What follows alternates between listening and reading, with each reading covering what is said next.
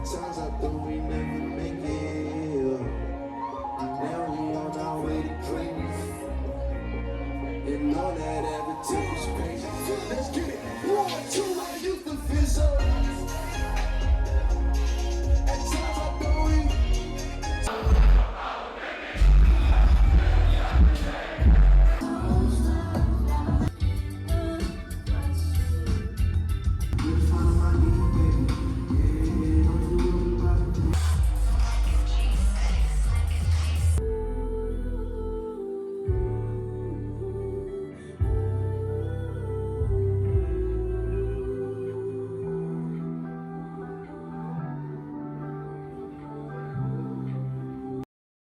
Can you take me back to the beginning of your creative journey? Yeah, 100%.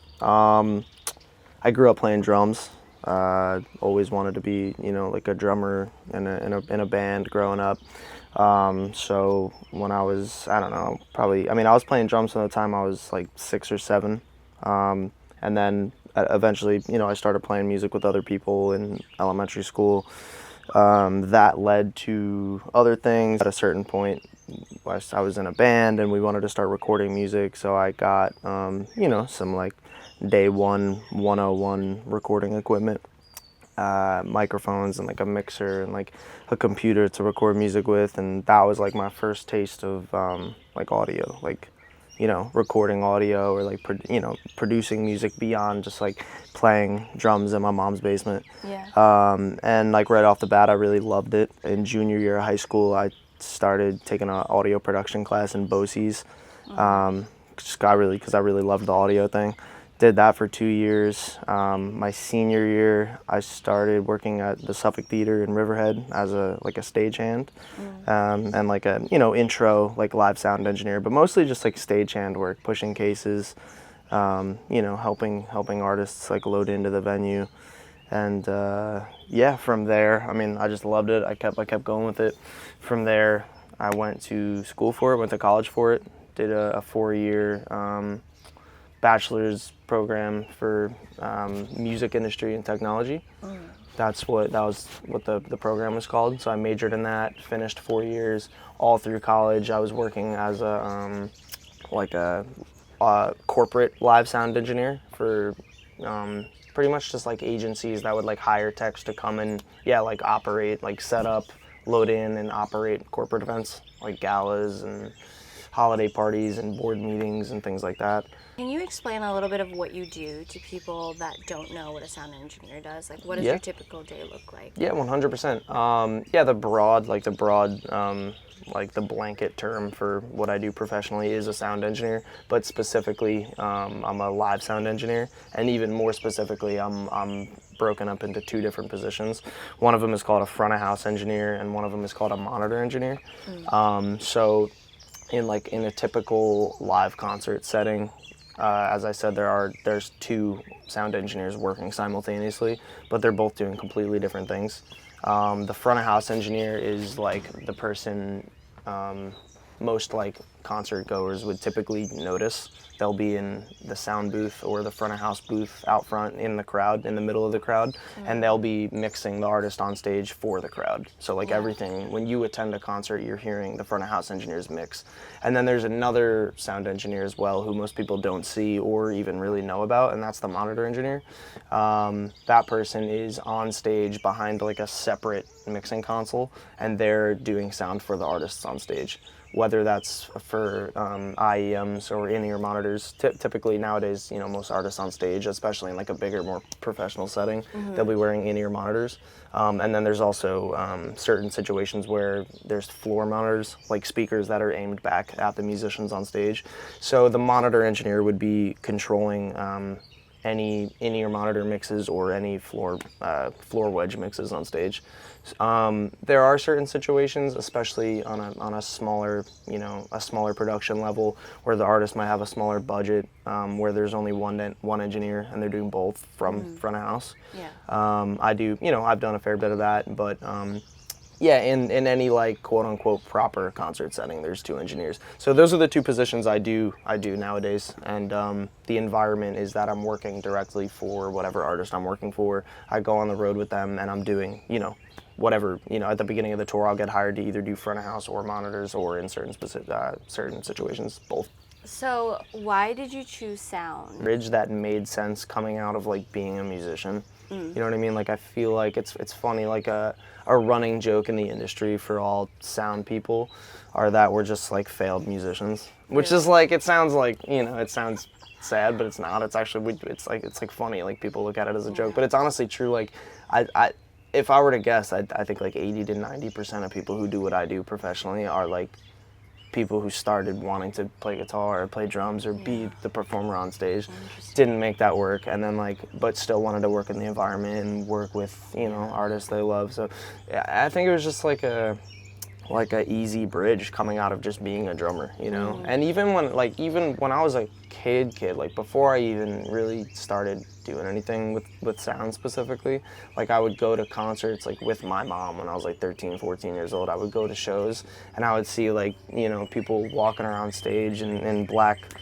stage clothes and plugging in cables and wrapping cables and moving pieces of drum kits. And I was, even at 14, I was like, I want to do that. And like that's like day one of compared to what I'm doing now. But it was just funny, like I still just like wanted to like be on stage, whether it was playing drums or helping out with the production crew. Like I just wanted to do it. So I think sound was just it made the most sense. I could play drums, but I could also like mic up the drums and record the drums. So it was like it was just the two like meshed together, and then at some point I just like took sound and ran with it. How much of your job do you think is technical versus creative? That's a good question. The majority of what I was learning in general over like my like ramp up in the industry was like technical knowledge. You know what I mean? How to power on an audio console, what mic to use for this situation. How do we get signal from this mic to this console to the speakers, like how, what, like all the technical knowledge you need to just like put on a production or just to fit a role in a production. That's all very technical, you know what I mean? There's a lot you need to know about power regulations and the list goes on. But then I think a good point to make on this question would be like back to the last question you asked about like what I actually do professionally, and I broke down the difference between a front of house and a monitor engineer. I think to do both of those positions you need a large level of technical knowledge, but then I think the key difference between a front of house and a monitor engineer is that as a front of house engineer you have like the space and really your job is to build a mix based off of what you think is necessary for this artist and translate their records into their live show. So that's like a very creative process as a front of house engineer. Whereas when you're a monitor engineer, you're not really like making a mix based off of what you think it should sound like. You're making individual mixes for all the performers on stage based on what you think they need to perform comfortably, and based off of conversations that you have with them in rehearsals and in sound checks, based off of like, you have to take what like musicians are telling you that they want, and you have to like translate their language as people who don't know sound and like don't have any technical ability. You have to like translate what they're saying and be like, okay, I think this is what they mean when they say this, that they need this to perform comfortably. So I think monitors is very technical and front of house is more creative. But like overall, like the base of both jobs is like, you need a lot of technical knowledge for. This is like, I'm so curious about this question because I know you talked about how like the front and what is it called? Front of house. Front house is a little bit more creative than monitor. But as a live sound engineer, do you have like a signature sound? Like, are you able to tell when someone is like on like running sound for a specific show? For a specific show, like do you guys have like a signature sound or like something specific? Or does that kind of just like depend on the artist? Yeah, I think it more so depends on the artist. Like I think like I won't like make if I'm like mixing a show, like obviously I've only been doing this for a couple of years, so I'm not like, some legend sound engineer. But like I think like if I was like, say I've been doing this for 40 years, like I think someone wouldn't be able to like go hear a show that I'm mixing and be like, oh, Danny Nugent's mixing this. Like I wouldn't be able to tell that even about the current legends in the industry. I think it's more so, I think like what makes a front of house engineer like really good is like them taking the artist's vision, them, you know, being able to translate like what the artist has already done on their records and like what they're looking to do live, and like just taking their vision and like making it translate live. So I don't think like a front of house engineer has like a specific sound. I think like the artist has the specific sound, and the front of house engineer keeps their job by like translating that in the way that they want. How does your creative decision during a show influence like the artist's performance or an audience experience? You can make a show sound okay, maybe not amazing, and maybe a single member of the audience like won't even know, you know what I mean? Just because they're not proficient or they don't really know what they're listening for, because like sound is so subjective, you know what I mean? It really is.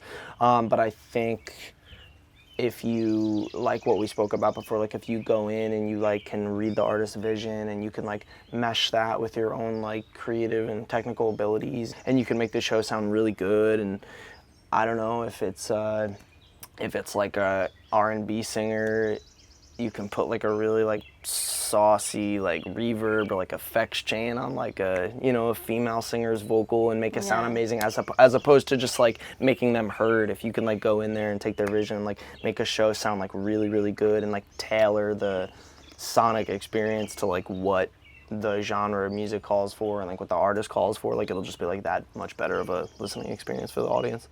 And then I think like same thing goes for the artist. Like as a monitor engineer, like if you can't really like figure out like what what a performer needs to be comfortable on stage, that's gonna like blatantly affect the artist on stage. And it's gonna, and you know, long term it's gonna affect the crowd as well, because they're not maybe performing up to their, you know, fullest abilities. For sure. I mean, I've gone to shows and seen like the frustration the artists feel when they're not, like when the audio isn't great. I've gone to shows and been like, oh my gosh, she sounds horrible, when I know that she's amazing. You can't hear them. Like, you don't think about like how much work that, you know, goes into behind the scenes for that performance to like be really good. Definitely. You know what I mean? 100%. And then on the other end of that, like, you know when it's getting crushed. Like, you know when the engineers are like really fulfilling their duties, and like if a show sounds really good and the artist is really comfortable and the performance is amazing and the energy is perfect, like, you know that as well. You know what I mean? I think as an audience member. Definitely. So you've worked with some amazing artists, but I know that it didn't happen overnight. What do you think like kept you going? From day one, I never got into this field for money or, you know, to get rich or ever. It was never like that. It was always just about doing what I love for a living. Like, I always just wanted to find something to do every day that I didn't hate, and this was it for me since day one. I truly just wanted to like love what I did for a living, and that was like my driving force. Like, I never like had the feeling to stop. You know. What is something that, like, if someone wanted to get into this career path, they should know about? For starters, on a funny note, no pooping on tour buses. Can't do it. You'll ruin everybody's life for a month plus. And then on a serious note, you just got to be prepared to like throw everything else away in a way. Not that like you're going off to war and like you're not going to see anyone for, you know, years and years, but like genuinely it's hard to, you know, maintain hobbies and like maintain friendships and maintain relationships while you're doing this, because nobody else really understands it, for starters, which is fine, and that's something you just kind of got to like learn to accept. But that being said, like, when no one else really understands your lifestyle, people can almost like take it personally when you just like don't communicate as much as you used to. You can't get back to people as quick as you used to. You definitely can't like hang out with people or hang out with friends, or, you know, even see your significant other if you have one at the time. Like, it's just really, really hard to maintain relationships in general. You got to be ready to just, you know, make this like your thing all the time, and then when you can squeeze in you know, time for hobbies, time for old friends. You can and you will, and the people who understand will stick around.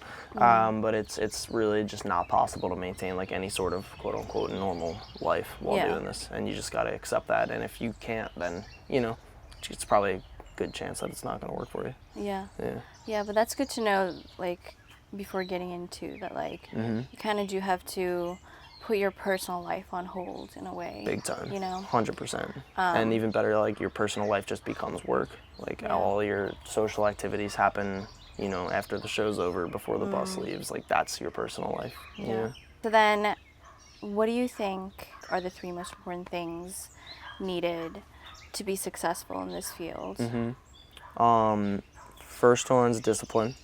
I think for obvious reasons. You know, check off your boxes every day, learn how to stay healthy, learn how to eat healthy, learn how to maintain happiness. Can't go out drinking all night so that I can't show up to my 100%. work the next day. Like, I feel like 100%. those things, you know. And if you do go out drinking, like, you still got to get up no matter what. Yeah. You know what I mean? You still got to make the flight, you know? Yeah. Yeah, that's huge. Because the bus is leaving. Bus is leaving, Yeah. And like on a side note, like the bus will leave without you. It's called getting oil spotted. Like if you have a 2 a.m. bus call and you know you're showered by 12:30 and you know you have an hour and a half to go out and get drinks or whatever. Like you know you're your own person. Like you can go out and get drinks and do whatever you want. But if you come back at 2:10 and you know, there's a good chance the bus will be gone, and there's just like an oil spot on the ground. That's where the term from. You know? That's term. interesting. Yeah. Okay. So yeah, I mean, you know, a plane's gonna leave without you, like a bus is gonna leave without you. Like you do what you want, you go have fun, like you hang out with your friends, but like you know, it is completely up to you at the end of the day whether or not you're gonna make things on time, and ultimately whether or not you're gonna keep a job. You know, because a lot of camps, you know, some camps will give you grace if you miss a lobby call. If you miss a bus call maybe once or twice, some camps will give you grace, but some won't. Like some, you're just gonna fly home the next day, and that's that. You know, that's your last day of pay. So yeah, discipline's huge. Another one is adaptability. You got to just be able to adapt to different personality types from camp to camp. I guess, I mean, just for the sake of things, a camp is a party of people who are all working for the same artist, like you know, just to explain that. But yeah, going from camp to camp can be really emotionally difficult, just because if you're on a tour with a hip hop artist for a month, you know, you adapt to those personality types. You sort of like flow into like a social rhythm in a way. Yeah, your day to day becomes one thing, and then maybe the next day you have to fly to a different city and be part of like a indie camp. And those personality types are just completely different. You know what I mean? Like, music is emotion at the end of the day. When you know, the genre of music, the type of music or the type of artist, I should say, that you're working for really determines like the vibe of a camp, and like the vibe of, you know, that artist makes that kind of music because they are one certain specific way, and the people that they have around them, their managers, their agents, their crew, like me, like, you know, they're all there for a reason as well. And typically it all kind of circulates around vibe and personality type. And then from there, same thing, you have to go to a different camp and just adapt to, you know, completely different personality types and be cool to hang out with, be cool to talk to, like don't be weird, you know what I mean? Like read the room, you know? So yeah, adaptability is huge. The third one would be just overall drive. You have to, I mean, it's obvious, but you just have to be able to work so hard for so long and like not sleep a lot of nights, get on early flights. Although it's fun, although it's like what we do on tour is like really cool and like has its flashy perks, and you're working around celebrities all the time, and like, you know, you're living on buses with famous people. It's really cool, like it is, but it's hard. It's really, really hard to just maintain a certain schedule and really like build your own schedule, make enough money while trying to still function as a human being. You know, you can quickly just become like a salty road dog, you know what I mean?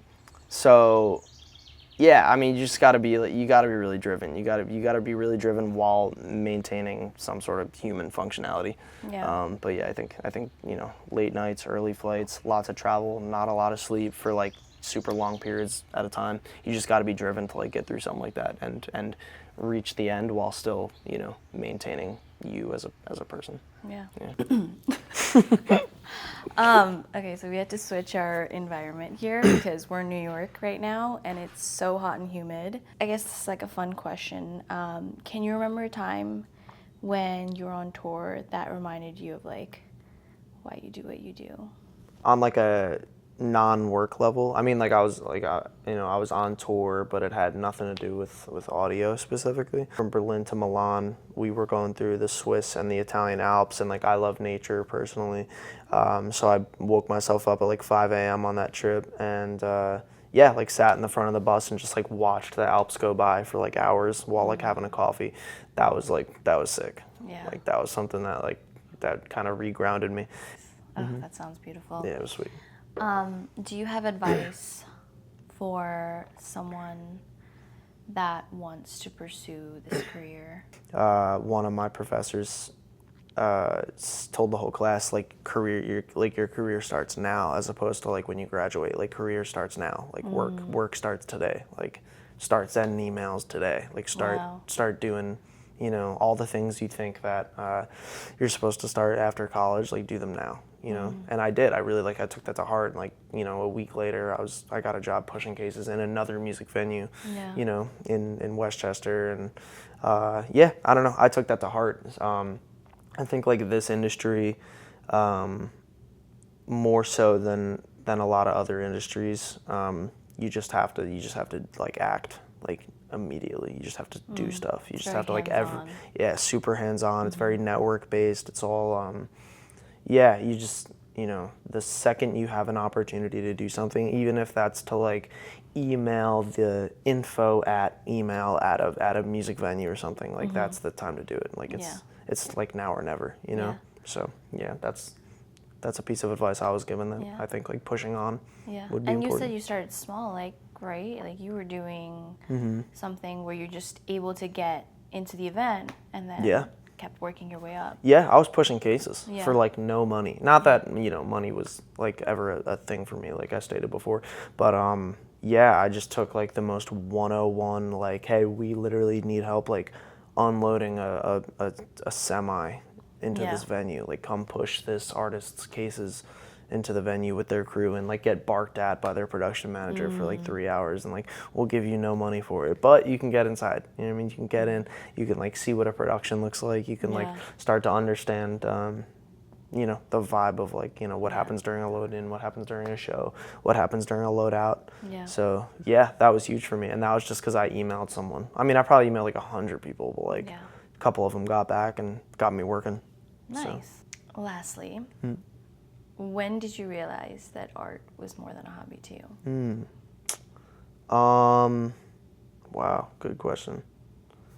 I think day one of like working, like day one of like actually being on the clock for like a gig, like like being on the clock as like a production hand for a gig, you know? Because I think until that point, it was the most important thing to me forever. Like from the day I started playing drums to the day I started like playing around with audio in my mom's basement, like that all like meant the world to me. But it was a hobby. I was like a child. Like it was just something I was really interested in that like I wanted to pursue, but like something that, you know, couldn't be pursued just yet. But yeah, I think my first time like being on the clock, like being part of a crew, like wearing all black on a stage, like seeing a crowd come in, like knowing I had, even if it was like nothing, knowing I had like certain responsibilities for this like production tonight.